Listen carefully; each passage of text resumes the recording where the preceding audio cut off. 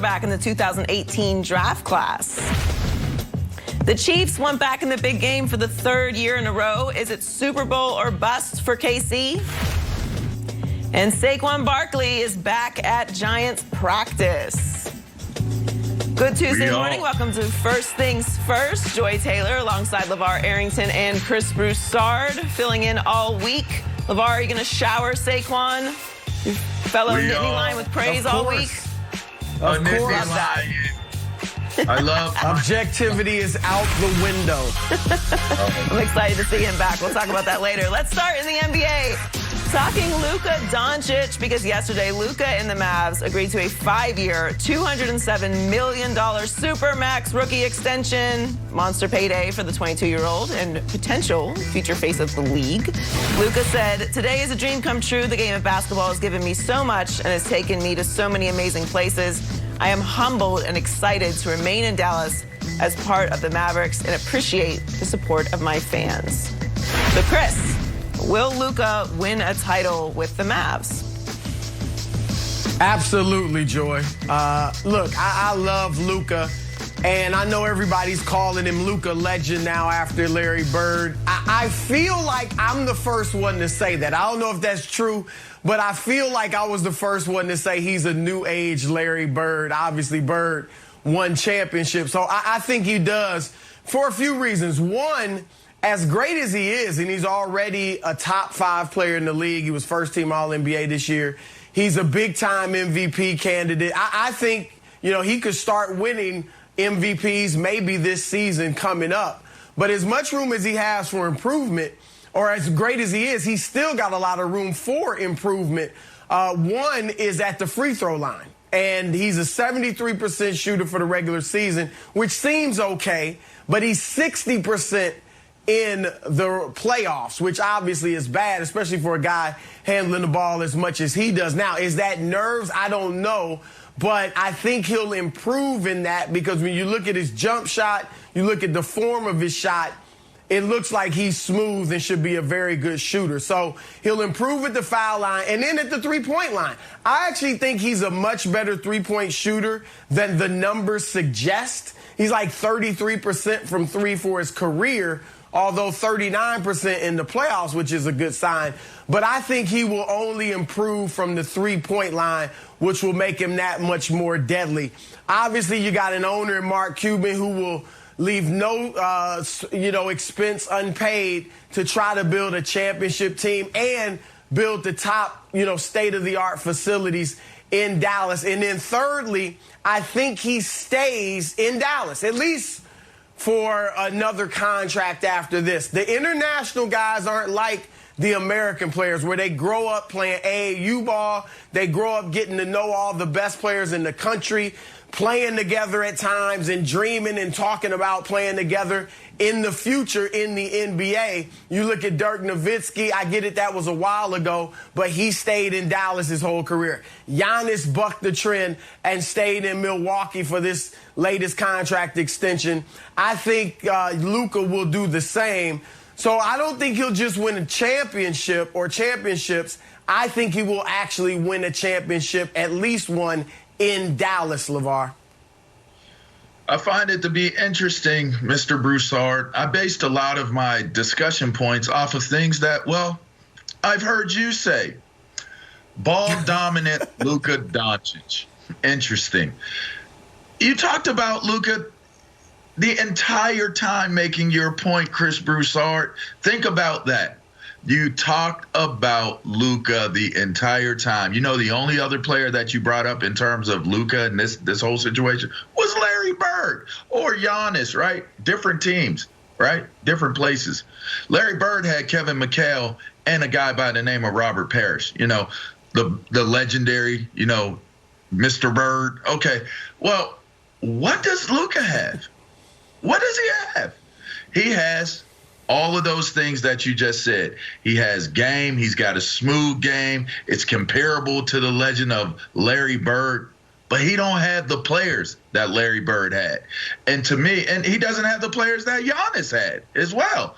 So to me, when I look at will he ever win a championship, I started asking myself, can the Dallas Mavericks attract good enough players? Because another thing that you made mention of in shows prior to this is that you have to have at least two superstars, 2-3, to be able to contend for a title these days in this current NBA.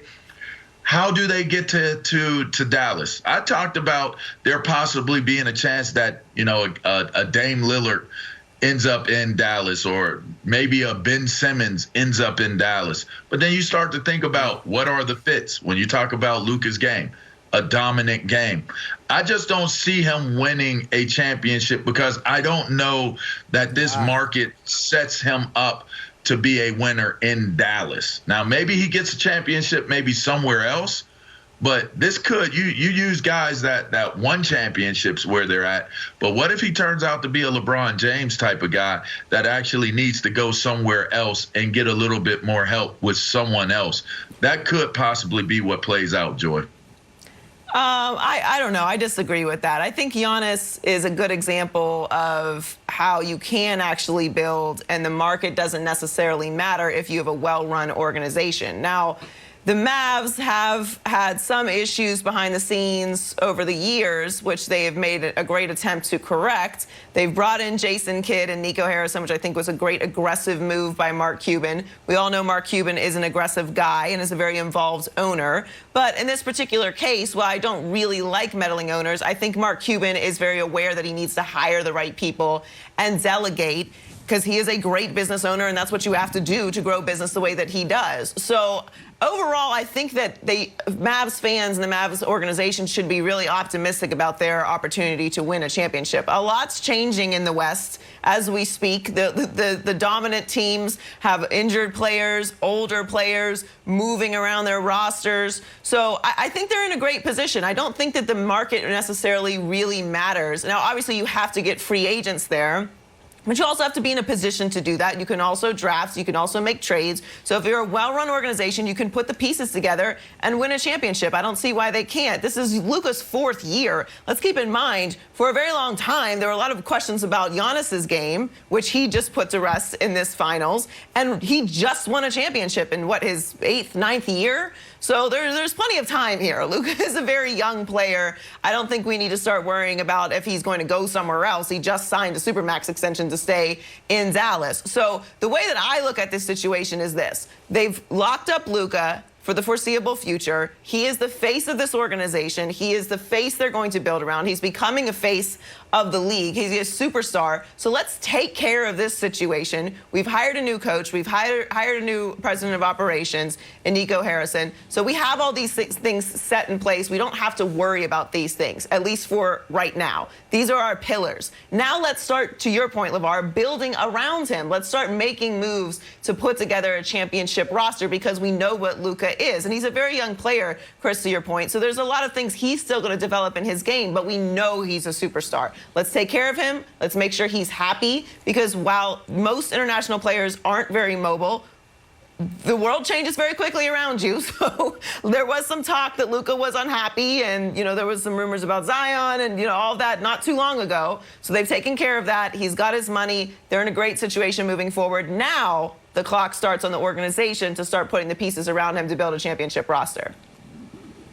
I'm glad LeVar went for my throat, all right, using my own words to go at me. LeVar, that was a feel-out round, all right? I'm ready for 12 rounds, all right? So I was a little jabbing, a little sticking and moving, all that. Now I'm ready to throw haymakers.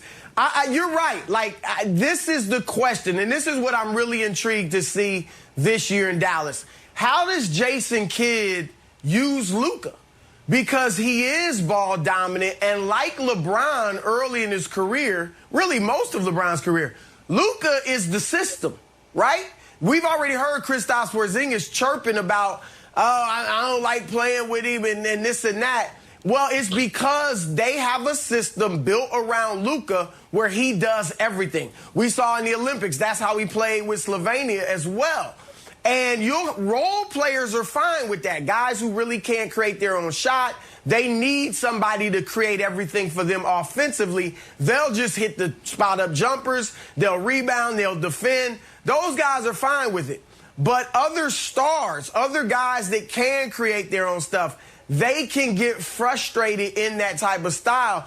And no matter how great you are as an individual, I mean, one-man systems just don't get it done. Michael Jordan was the one-man system in Chicago when he was getting the Come Fly With Me videos and the Jordan sneakers and all of that. But it